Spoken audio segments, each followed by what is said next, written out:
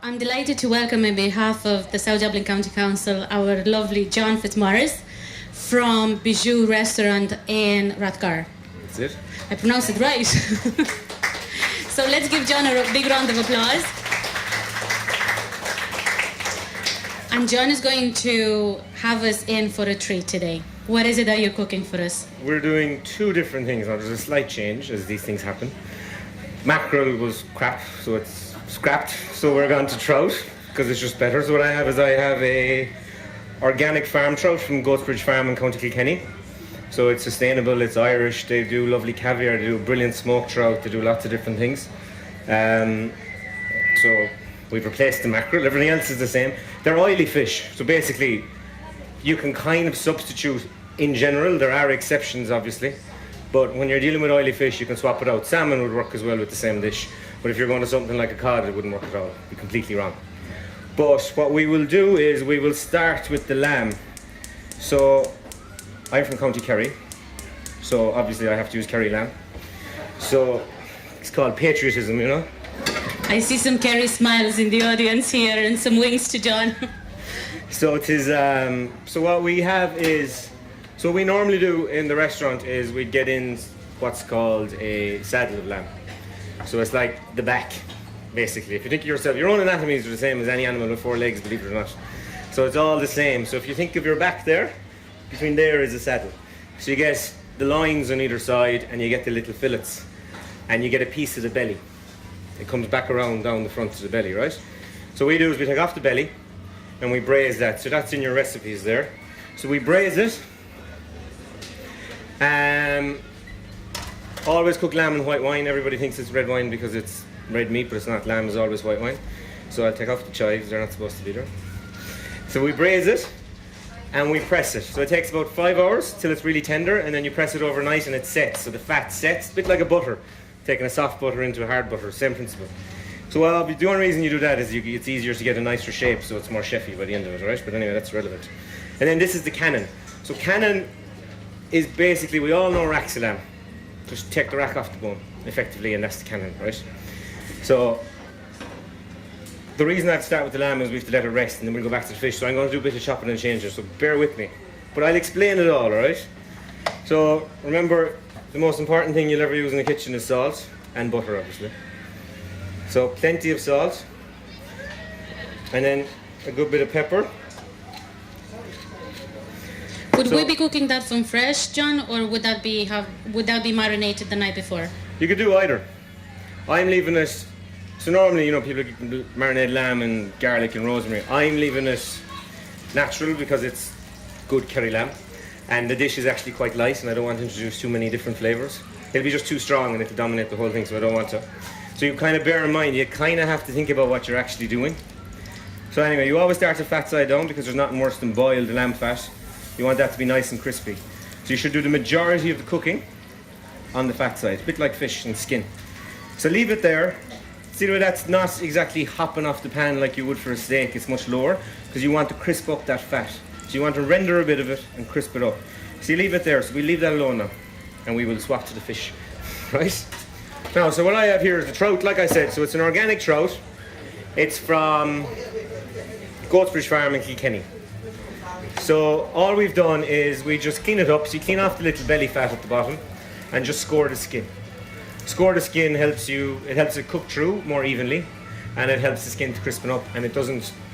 Do you know if you ever put mackerel is a perfect example, but do you know whenever you put fish in the pan it kind of instantly goes like that? Scoring will stop that. It just helps it. Like same with meat, like the lamb is slightly scored as well. Same principle, it just stops it contracting instantly like that as soon as it hits the heat. So what we're doing with this is very light in summary, which is appropriate, so this is our heat wave, is it? So we're doing a small little salad.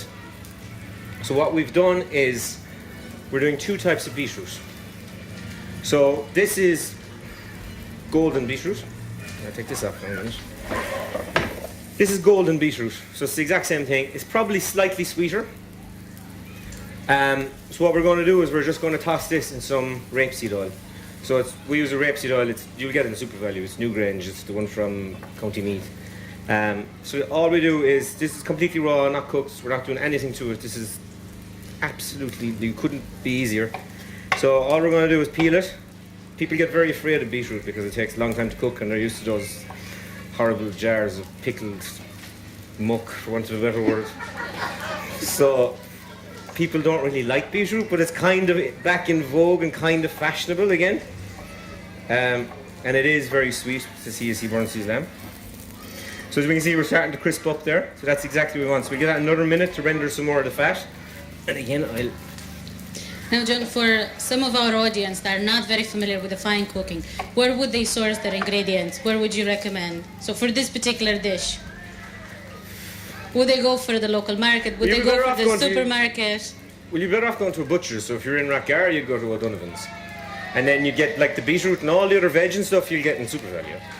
But, you know, I mean, obviously you're better off the more Irish you can get and the more sustainable you can get. And like,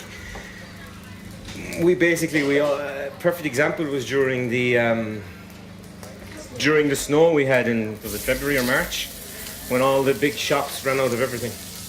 So it's not really sustainable. We kind of have to go back to more kind of local, smaller suppliers who will have a more sustainable food chain for us all. It obviously didn't work. Like, we were in Rathgar and we've a restaurant and a deli.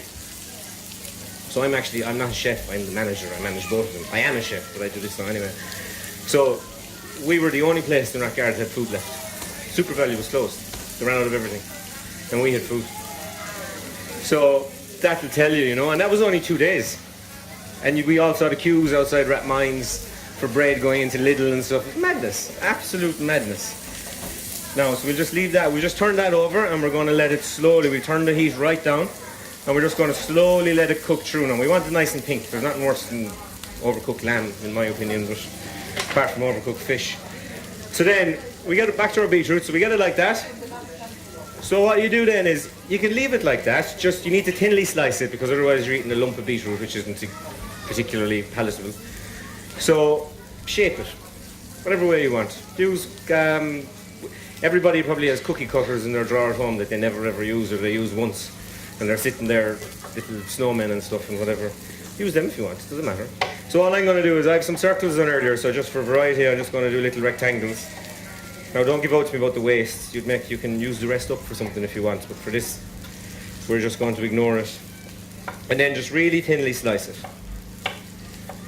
You can use a mandolin if you want, but you will cut the fingers off yourself. This has happened to all of us. And then all we're going to do is, we've got our beetroot there. I did some circles earlier while we were setting up. This is the rapeseed oil. A little bit of rapeseed oil. And a little touch of salt. And that's it. That's that done, right? So that's part one. Then what we have here is we have red beetroot. Now I couldn't possibly do this in the demonstration because it'll take about an hour and a half. And she'd be giving up to me. I would not. And you'd have to listen to me for an hour and a half as well. So we'll be running out of tape on the camera there. So this is just red beetroot, normal red beetroot. Fire it into a pot, cover it in water, put salt in it, boil it for an hour until it's tender. That's it. There's nothing else to it. It's really, really easy. There's no reason why anybody should buy those packets of stuff that you get inside in Lidl. Not that we're branding any particular shops now. Well, I've named most of them. My Tesco's are next, don't worry. We're just, to be fair. And then what we do is let them cool, and to peel them, get a tea towel and just rub it. That's it. Don't need to do anything else. No peelers, no knives, no nothing. Tea towel and rub it. And then cut it into wedges. And what we do in the restaurant is we have a beetroot and strawberry salad thing on at the moment. So it's with, it's just equal parts vinegar, red wine. Don't use anything too good, like don't be getting Chateau Lynch or something. You can go to Lidl for that bit. And then the balsamic vinegar. Equal quantities. Bring it up to a boil just to dissolve the sugar, let it cool, and that's your pickle marinade. And that lasts for 10 years inside in your fridge. So you could make that and keep it and use it for lots of different things. It won't go off, ever. Ever, ever, ever. So that's that. So there are our two bits. Then what we have is we have some grapefruit. So it's just normal pink grapefruit. Peel it and segment it. I don't need to do that. We all know how to do that, do we? It's grand, fine. But she looks unsure. But it's close enough, right. So just peel it and cut off the little segments. Don't get any of the pits on it. The pits is the bitter bit that nobody particularly likes. And we'll just, again, we'll set them aside. until we're ready later on. And what we're going to use for this as well is, this is a sheep's yoghurt. So this is from an organic farm in County Mayo. So this is the Kerry man promoting Mayo now. So it's delicious. It's better than any other yoghurt that's made in the country. It's absolutely delicious. So if you see it, buy it. So John, for those who want to stay as loyal as possible to your recipe, but can't find a sheep's yoghurt, what else would they be using? Get Glenone, something like that. There's no point in buying Yoplait, lads. We've the best dairy products in the world. Don't be buying French stuff. Stay local. Yeah. Well, we've the best. We've the best meat. We've the best butter, which comes from Kerry, obviously. We've the best dairy products. We've the best produce in the world. I don't understand why we would buy French cheese or German sausages or New Zealand lamb or Pacific fish or anything. I don't get it. I just don't. I don't understand it. So just get something Irish. Get Glenone. Get any one of the Irish ones. It doesn't matter. Kerry group of about 9,000 of them, so I might as well use them. So, John, just for the audience that is joining us a bit later, can you remind us what's the name of the dish that you're preparing today? So we're doing the trout first of all. So we're going to start to cook the trout now. So we're doing an organic trout from County Kilkenny, and we're just doing very simple, light little salad with it and some sheep's yoghurt. So it's beetroot, grapefruit, a couple of salad leaves, and sheep's yoghurt, and that's it. So this is really, really simple. You could do this at home, no problem, and it's very, very tasty. Trust me. So we'll start our trout now. So that's basically, that'll be a main course portion. We don't want that. So what we'll do is we'll cut it into. We'll be chefy. It also means if I stick one of them, I'll get away with it because I will have enough that I can compensate with. Because I will stick one of them. It always happens. Whenever anything goes wrong, it's in front of a crowd of people. Always. And it's being So filmed. if I start talking a lot faster, you know that I fuck something up. And I'm just trying to buy myself time. So for the fish, we'll swap the lamb onto the weaker one. And if I can figure this out. So for the fish, you need to get your pan fairly hot at the start, and then you drop the heat so that you crisp up the skin. Fish skin is one of those things that you'll either, if you like it, you love it, and you can't understand the people who don't eat it. And if you hate it, you won't touch it no matter what anybody ever tells you. Yeah. The problem is that soggy fish skin is disgusting. It has to be crispy. And the people who like fish skin know that, and they know what they want, and that's it. So you have to get it crispy. And the way to get it crispy is loads of butter. I'm telling you, loads of butter, but not at the start. If you put it at the start, you'll burn it. And it'll get really bitter and dark and not particularly nice.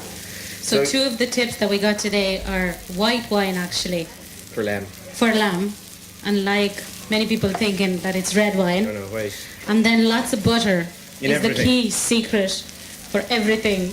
So says John, but particularly Butter and alcohol for make getting everything the crispy fish. So, Speaking of alcohol, what wine would you recommend to pair with the two dishes? with the fish, With the fish. something like a Riesling or a Gewürztraminer. Something kind of sweet, not too dry, because you'll have a lot of pickles and stuff going on. Something a little bit sweeter. So Chenin Blanc, if you got a good South African Chenin Blanc, or anything, any kind of Alsace white, so that's Riesling or Gewürz, any of them. Now you see our lamb, by the way, sorry to swap back again, but see our lamb is getting a nice colour now, so we're nearly there. We'll give that another minute, just on that side, and then we'll take it off, we'll let it rest. So while that is happening, we'll start our fish. So very careful, hold the fish like that. Obviously if you're doing a bigger piece, it's slightly bigger. Into the pan away from you. Never back towards you, because you'll fire the boiling fat back up on top of yourself. And then just give it a gentle move until it forms a crust. Once it forms a crust, it won't stick, says he. I'd warned the kitchen before I came because today's Sunday, so it's obviously a busy Sunday lunch, busy day in a restaurant. So I was going around the kitchen trying to steal all the good pans to make sure the stuff didn't stick and it didn't look. Anyway, they wouldn't let me, so I wound up with these. Now they have it in Canberra. Where did the pans go? Yeah, I'm their boss. So there's no escaping this. Now, these are small pieces of fish. They're not going to take very long at all. I'll just get my hands again. So we'll just leave them there. We'll just let them tick over, for want of a better term. Now I get my spare plate, and we'll take off the lamb. So we're just going to let that sit now for a while, alright? Don't worry, there's more lamb than that, I'm not that mean. So, we might as well, we'll start, or while that's cooking, we'll start assembling the rest of our dish. So, what we have is, we'll just give this a little wipe.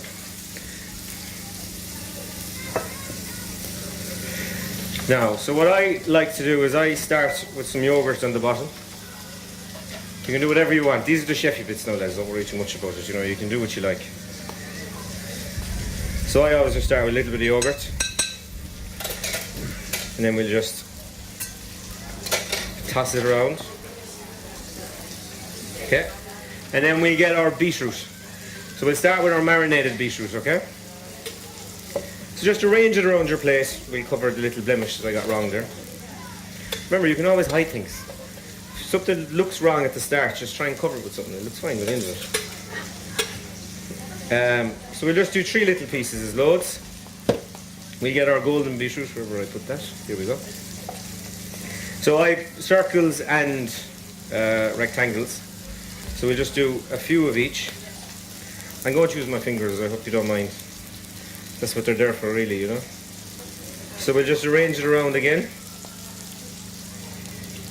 Alright, so you see it's very colourful. It really look colourful in a white plate, it's just I had that plate, so I said I'd bring it.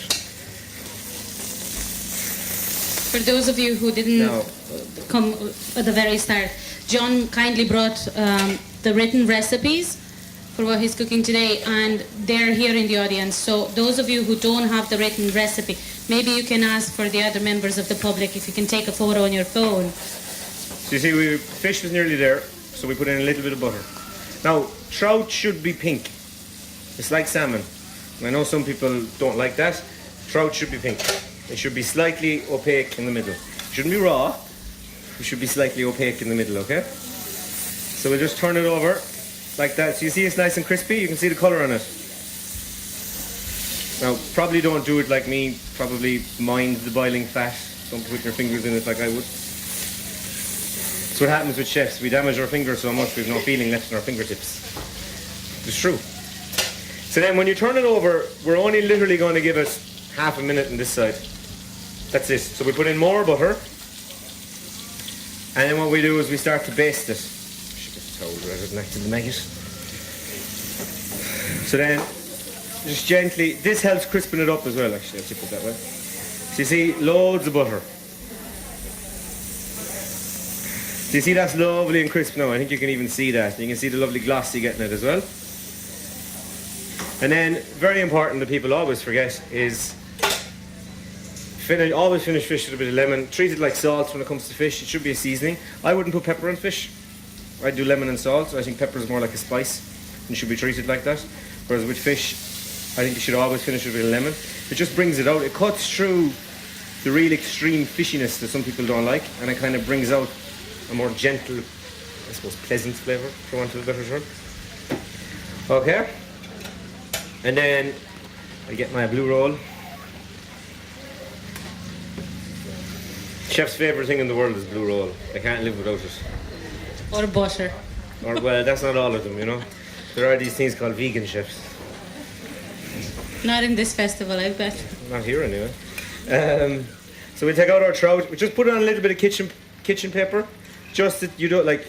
Okay, we love butter, but we don't want pools of butter on our plate either. I'm just going to throw that down there. All right, so you just let that sit for just a minute. Just to let some of the fat drain off of it. You don't want to be eating pools of fat, you know. So what we'll do then is we'll just arrange this around our plate. Now if you prefer and you want to do this at home, you could do one big piece. It'd probably be easier for you to cook, but I'm just being, you know, awkward and chefy and that kind of thing, right? So 3 is enough. There's my spare one that I didn't stick. So that's fine. And then what we have somewhere, we need our grapefruit. So what I'm going to do with the grapefruit is at the very last second, I'm just going to put a little bit of chopped dill into it. Just a little bit. It's just kind of nice aniseedy flavour that'll go with it, you know, there's nothing too... Just a little bit of kind of freshness. And then we'll spread this around like so.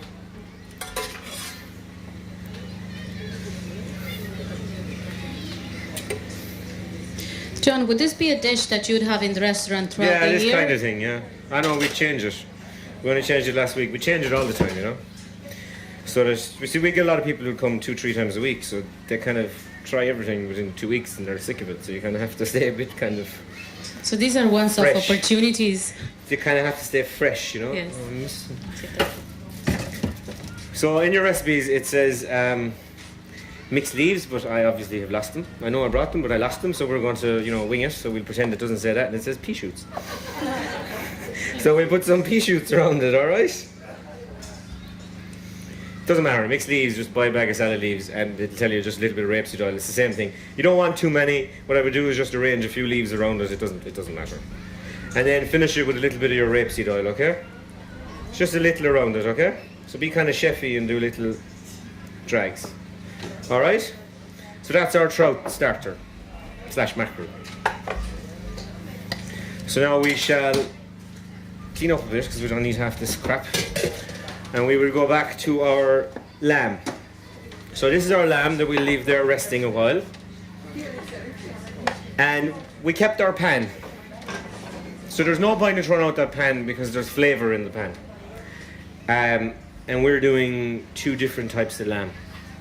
So it saves on wash up and it's full of flavour as well. So we just, a nice gentle heat this time. We don't want this too hot because all we're doing now is crisping up the lamb belly.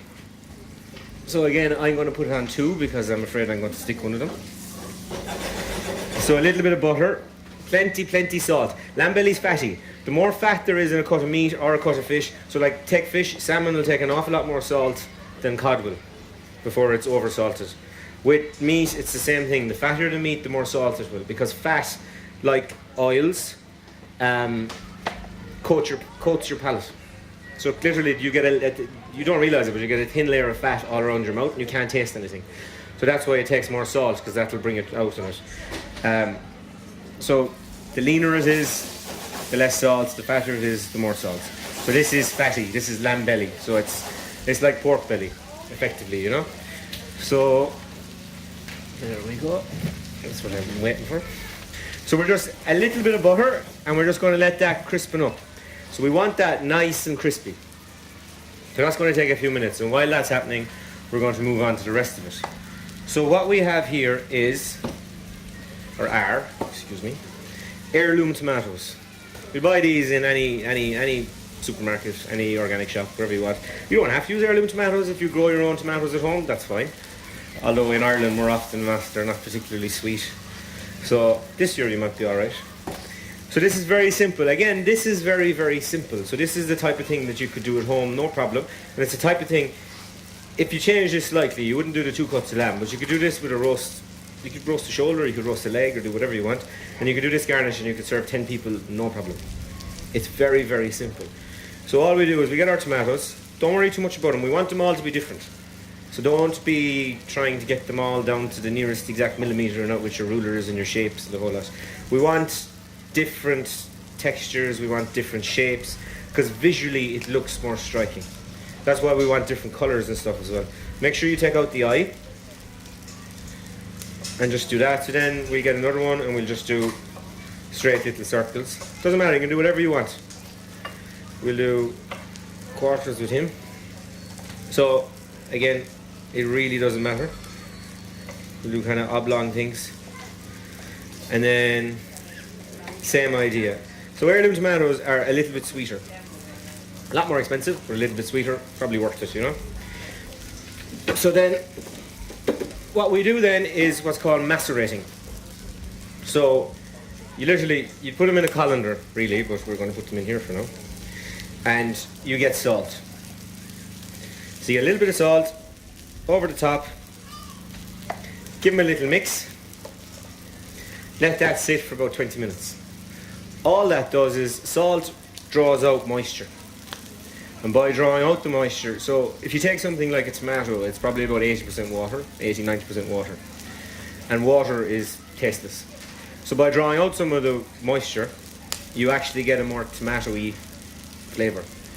So it's called macerating. So they use vinegar with strawberries and stuff. We've probably seen that and things like that.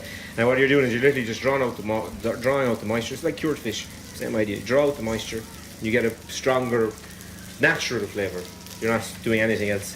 So what I have then is we'll throw them out. So they're done now, yeah? And I have some here that I did earlier. These are macerated. So you can see they go a little bit softer. That's what happens to them. They go a little bit soft. And you see there's loads of liquid, so they continued macerating. I obviously did these back in the restaurant. And John, for those of us who are not as chefy or as experienced in the kitchen, are we using the liquid that is left after macerating the tomatoes? No, you throw that out. You can drink it if you want. You do whatever you want. It doesn't matter. But we're not using it. Okay. Some places they'll make jellies and stuff with it, but they'll leave them. What they'll do there is they'll leave them overnight. So I used to work in Chapter 1 and they used to do tomato jelly, and it was you get a box of tomatoes, you'd macerate them overnight. So while you're doing it overnight, you're drawing out all the moisture and you're actually pulling out all the flavour. What we're doing is we're doing a light one for 20 minutes just to pull out some of the excess water. So they're two different things, so I wouldn't use it. Another few minutes. So then you can do this two ways. It's entirely up to you what you do. We can serve this cold now, on a day like today, probably, yeah. Or we can serve it hot. So we're going to go for the hot one, just to show you that you could do it for your Sunday roast or whatever you want. So a little bit of oil. Now bear in mind there's salt on them already, so don't salt them again. Put them on a tray into the oven. That's it. Literally, you can't leave them too long. If you leave them too long, you're going to wind up with tomato sauce because they're already soft. Literally, you're talking about a minute or two just until they're warm, not hot, warm. Just to take the edge out of them, and that's it. There's nothing else to it. So I'll pop them in a minute, not yet. We'll go back to our lamb. So this is our lamb belly. So we'll see now. You see the way that's nice and crispy and golden? That's exactly what we want. So we go back to the other side now, and we're going to start to finish these off now. So what we'll do is this is our lamb that's resting here. So we're going to put that back into the pan. We're going to add more butter. We're going to add thyme and garlic, and we're going to really, really quickly baste it. And that'll warm it through again and bring it back up to temperature. So we've let it rest. So what you're doing is, we've probably all heard chefs telling you should let stuff rest, but they've probably never explained to you why, apart from the fact that it's better. When you put meat into a pan, you shock the protein so it contracts like that. By letting it rest, so it's frightened. So by letting it rest, it relaxes again, and the lamb is more tender.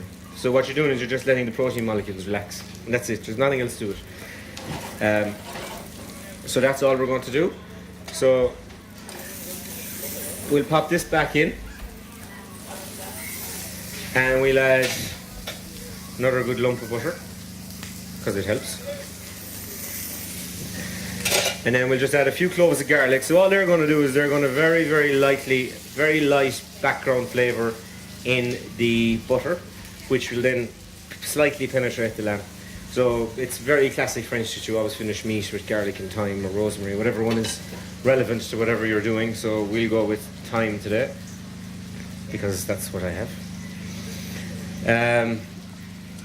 And then we'll pop these in the oven. Anywhere, just for a minute, and we'll get our plate.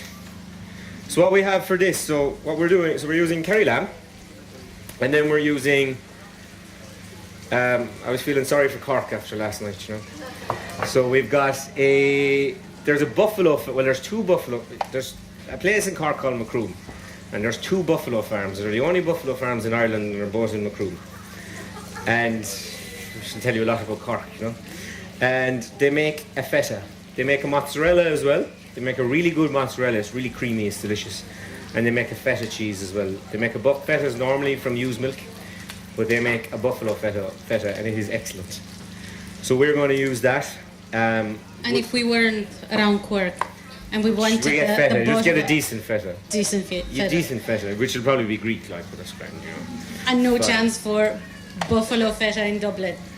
Or No. you're keeping that a secret? No, they're a little bit more advanced down south, you know. So it's I had to get that in, lads, you know. And then what we have is some black olives. So what we're doing is we're doing basically it's a Provençal style garnish, so tomato olives and some cheese. So we're just going to slice these thinly that way. They're just black olives. Get any normal black olives you get, any shop, any ones you like, doesn't matter. And we're just going to set them over there.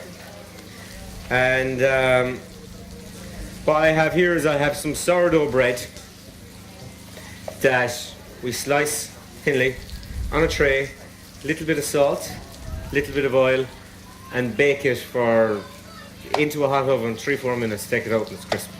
So it's texture. So texture is very important because different textures make you salivate. When you salivate, you taste the food more. It's the basic science behind it. So texture is very, very, very important in food. And then we just have a few chives that we're just going to use for a little garnish at the end. And then the final bit is we're doing a roast garlic aioli. Roast garlic and chive aioli, really. So aioli is Ponzi garlic mayonnaise, for want of a better term. So that's all it is. So we use it in we use it in the restaurant for different things. We were at Bloom, we had a food truck at Bloom and we were doing raclettes and we went through buckets of this thing. So which is I think how you got in contact with me. So then we go back to our lamb.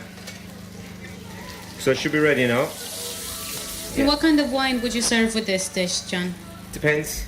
You could serve white. You could serve a dry white if you wanted. Or you could go for the classics. Don't go for anything too heavy, like something like a Syrah, something like that. You wouldn't want to be going to a big Bordeaux or big heavy Rioja or near a Davilo. Something like a Syrah would be perfect.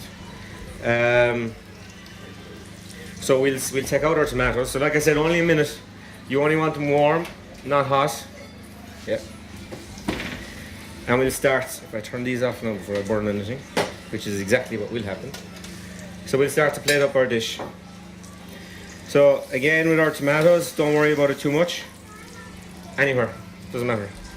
Just play them around, just make sure you don't put all the greens together or all the reds together, mix them up. It'll look better at the end. Okay, so we'll keep them kind of that way.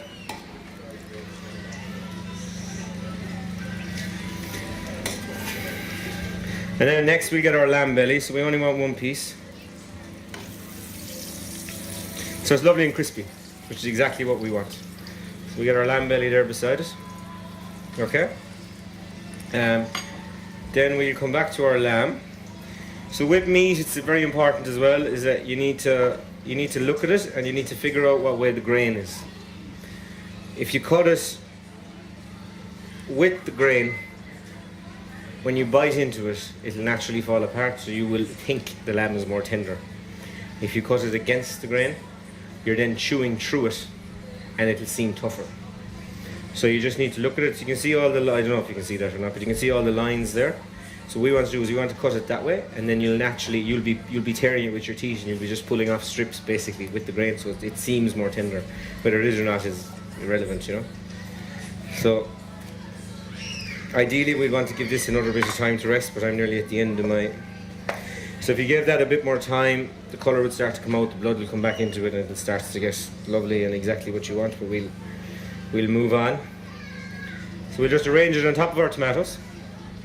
Next, your olives. Olives are strong, so don't go mad. Don't lose the run of yourself. It's just a few around. Nice. This is a salty dish as well, so be careful because you've got feta and olive. Then we get our feta cheese. Don't be too worried about this. Just break off little pieces like that and just crumble it around it. So bear in mind, if you're doing this at home, and let's say you're doing a leg of lamb, you've got the leg of lamb and your tomatoes, and the rest you just throw on at the end. So it's very, very easy. Very, very easy. Then our garlic mayo. You don't have to do this. You could use yogurt. You could use a mint yogurt. You could use a basil yogurt. You could get nice sheep's yogurt. And you could just chop your herbs into it and just use that. It'll work fine. but I'm just going to use this because Is there a particular trick for that mayo? no, it's just so. For you at home, there's no point in me going into making mayonnaise or anything. For you at home, just get your jar of Hellmann's, chop your chives. If you want to make it green, get a little bit of spinach. Put the spinach into a bit of boiling water and then straight into your blender with a little bit of oil and blend it, and then mix that into your mayonnaise and it'll emulsify back into it and you get it green like that. So that's it. So this is your sauce. This is a very light dish. There's no gravy, as you can see. So you can see already, since I cut the lamb, because it's starting to rest, it's starting to pinken up again. If you left that for another 5 minutes, it'd be perfect. But we don't always have these kind of luxuries. And then our bread, just little bits. So this is only for texture. There's no other purpose to this. Well, visually it looks nice as well, I suppose, but texture-wise it really adds to it. And just a few chives. And again, we're just going to go a little ring of rapeseed oil. And that's it. So we have our trout on the left, which is just with some grapefruit and beetroot and a sheep's yoghurt from County Mayo. And then we have our summer lamb, which is lamb from Kerry with some garlic mayonnaise, some summer heirloom tomatoes, black olives and cheese from County Cork. All right? Thank you very much, John.